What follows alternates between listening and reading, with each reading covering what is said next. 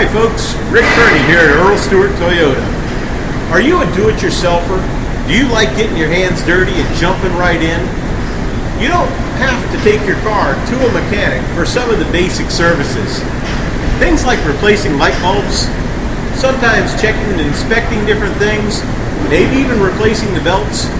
And one thing a lot of people like to do is their own oil changes. Bear in mind, it can get a little expensive that way. It might be cheaper than the local mechanic, but there are some factors to consider. The first one is you've got to make the trip to the parts store and make sure that you get the correct filter for your vehicle. Double check this, it's vitally important. Don't rely just on the guy behind the counter unless he's at a dealership and says, yes, this is definitely the right filter for your car. Double check it in a book, check the internet. Always double check. Make sure that you get the right weight of oil and that you get the proper amount of oil for your car for an oil and filter change.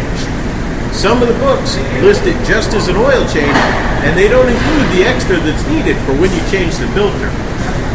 Also bear in mind, you've got to do something with that old dirty oil and that old oil filter.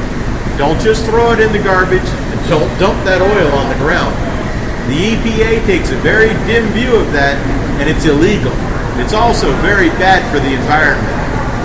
Dump the oil back into a nice, safely sealed jug, put it back in those quart bottles, and take it down to your local parts stores. They have special containers where they'll store that old oil, and they'll dispose of it properly. It'll be recycled and used again. Recycling's good for our planet, folks. We gotta live here, I gotta live here, you gotta live here. Let's take care of it a little bit.